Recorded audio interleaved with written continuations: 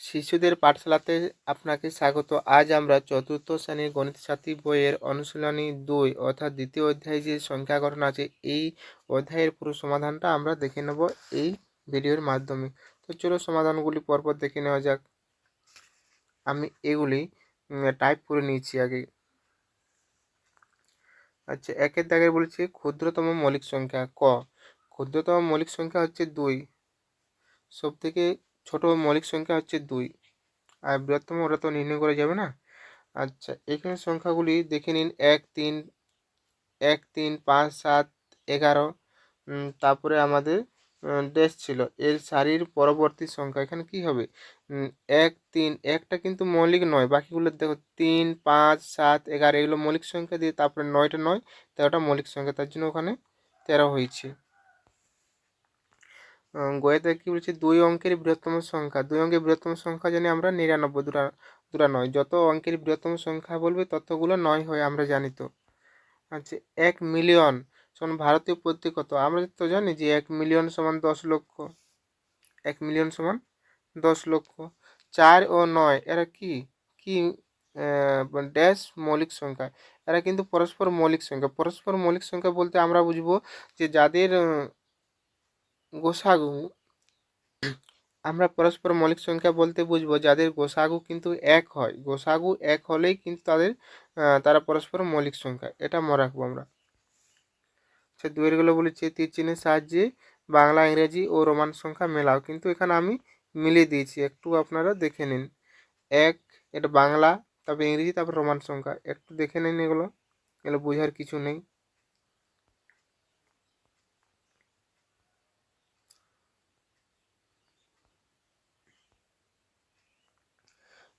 দুয়ের তিনের দায়ের কি বলেছে? 2 অঙ্কের বৃহত্তম সংখ্যা।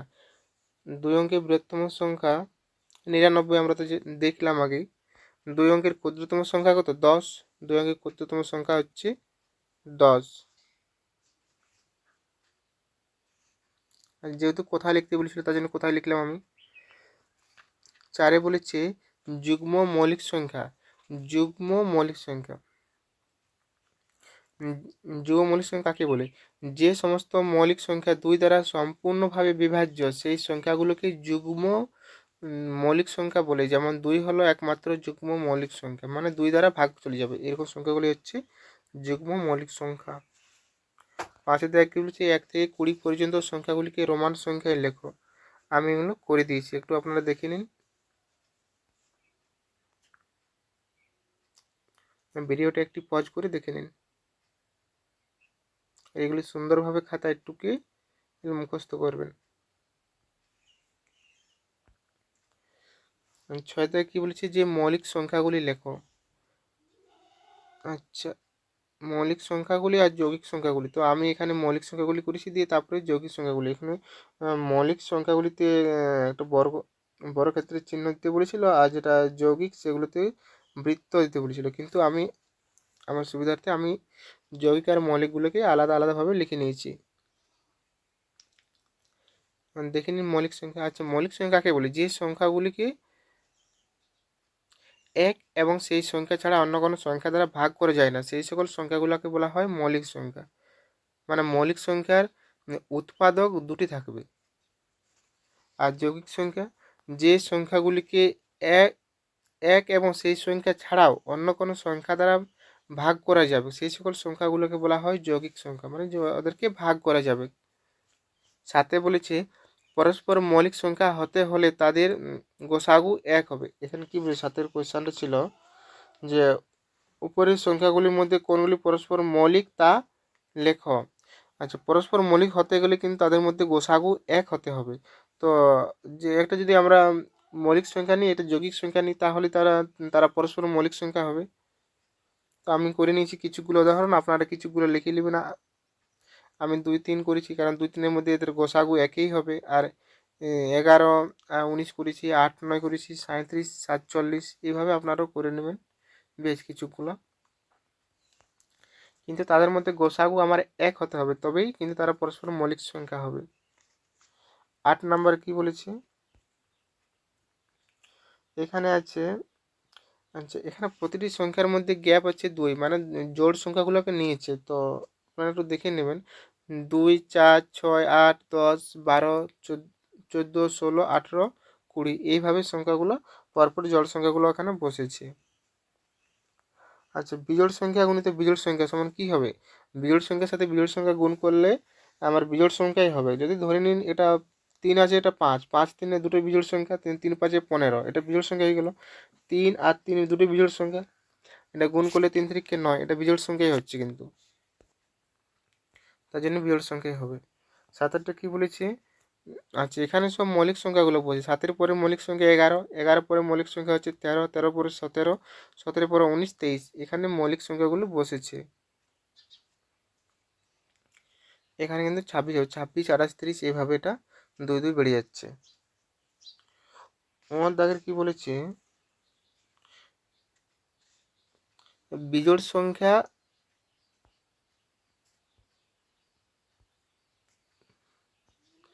বিজোড় সংখ্যা বিযুক্ত বিজোড় সংখ্যা সমান কি হয়? জোড় সংখ্যা হবে। বিজোড় সংখ্যা আমি ধরে নিচ্ছি বিজোড় সংখ্যা হচ্ছে 5, 5 আর বিজোড় সংখ্যা 3, তাহলে 3 আর 5 বিয়োগ দিলে হচ্ছে কত? 2, মানে এটা জোড় সংখ্যা হয়ে যাচ্ছে। ধরে নিন 9 একটা বিজোড় সংখ্যা, 9 11, 11 থেকে 9 9 10 11, বিজোড় সংখ্যার মধ্যে পার্থক্য হচ্ছে 2। সবসময় বিজোড় সংখ্যা বিয়োগ করলে কিন্তু তারা একটা জোড় সংখ্যা হয়ে যাবে, কারণ বিজোড় সংখ্যার মাঝে জোড় সংখ্যা থাকে।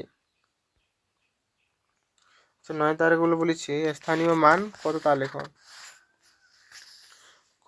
এই সংখ্যাটির স্থানীয় মান কত?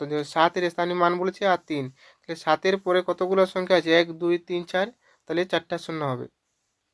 1 2 3 4, এখানে 3টা শূন্য হয়েছে।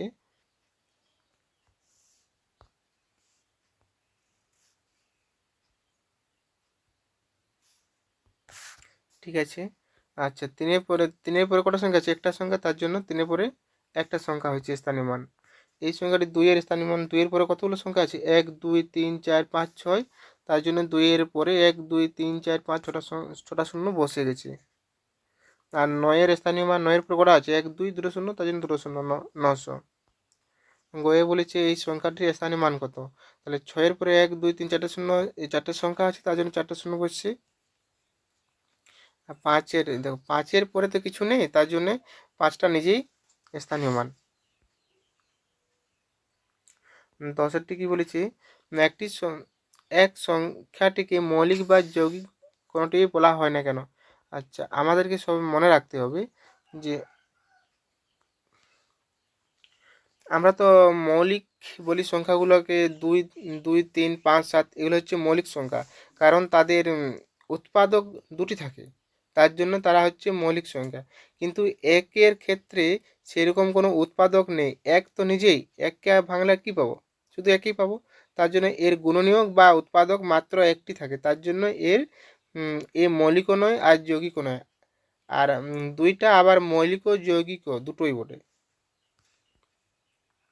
আচ্ছা, ভারতীয় প্রত্যয় কোথায় লেখো? আচ্ছা, কোথায় এটা কোথায় লিখে দিলে হবে? 1 10 শত হাজার অযুত লক্ষ নিযুত কোটি, তাহলে 6 কোটি 82 লক্ষ 90,000, 90,541, ঠিক এইভাবে।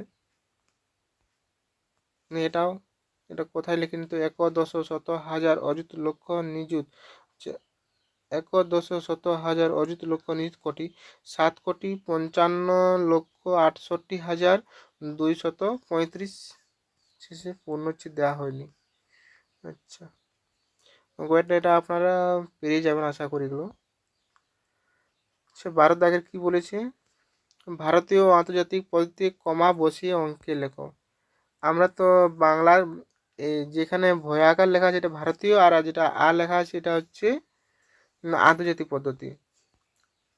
ভারতীয় পদ্ধতি আমরা জানি যে 2 লক্ষ হলে 2 লক্ষ, এটা আছে 1 10 শত হাজার অযুত লক্ষ নিযুত 2,96,00,000 54,137। কিন্তু এইরকমভাবে আমরা কমা দিই, আর যখন এই আন্তর্জাতিক হবে তখন শেষ ডান দিক থেকে আমার 3 ঘর পরে পরে কমা বসাতে হবে। 1 2 3 কমা, 4 5 6 এখানে কমা আছে, আর 29 শেষ দিক থেকে আমার 3 ঘর, মানে ডান দিক থেকে 3 ঘর পরে আমাকে কমা বসাতে হবে। ওটাই হচ্ছে আন্তর্জাতিক পদ্ধতি। এটাও সেমভাবে আমরা ভারতীয় পদ্ধতি যেমন করি যে 5 লক্ষ 6 লক্ষ 7 লক্ষ 86,000 এইভাবে। আর আন্তর্জাতিক পদ্ধতি মানে শেষ দিক থেকে 3টার পর আমি কমা বসিয়েছি। বেশ, তাহলে বেশি কিছু বোঝার নেই। আচ্ছা, মানসিক যোগ্যতা পরীক্ষা যেটা 1 আছে, সঠিক উত্তরে দাগ দাও। এই অঙ্কগুলো একটু দেখে নিন। 2 অঙ্কের ক্ষুদ্রতম ও বৃহত্তম সংখ্যা হলো, আচ্ছা 2 অঙ্কের ক্ষুদ্রতম তো 10 এবং বৃহত্তম হচ্ছে 99। 8 8 সংখ্যাটি রোমান হরফে লেখা হলো 8 5 6 7 8। এটা যুগ্ম মৌলিক সংখ্যা হলো 2। আমরা তো আগেই দেখলাম যে যুগ্ম মৌলিক সংখ্যা হচ্ছে 2। আন্তর্জাতিক সংখ্যা গণনা পদ্ধতিতে 7 অঙ্কের কোনো সংখ্যার প্রথম বাম দিক থেকে স্থানে থাকে কি? মিলিয়ন। 1 থেকে 50-এর মধ্যে অযুগ্ম মৌলিক সংখ্যা কয়টি আছে? অযুগ্ম মানে অযুগ্ম মৌলিক সংখ্যা এটা আছে 14টি। আপনারা দেখে নেবেন। অযুগ্ম মৌলিক সংখ্যা হচ্ছে 2 অঙ্কের বলেছি কি অযুগ্ম মৌলিক সংখ্যা, যেমন 2টা বাদ দিয়ে তাহলে 3 5 7 11 19 17 আছে, 19 আছে, 21 না 23 আছে, 23-এর পরে 29, এইভাবে 14টি সংখ্যা আছে। যমজ মৌলিক সংখ্যা কোন দুটি? যমজ মানে হচ্ছে তাদের মধ্যে পার্থক্য থাকবে সবসময় 2, 3 ও 2, এরা হচ্ছে পরস্পর যমজ মৌলিক সংখ্যা। এখানে সংখ্যাটা লেখা আছে যে যমজ মৌলিক সংখ্যাকে বলে।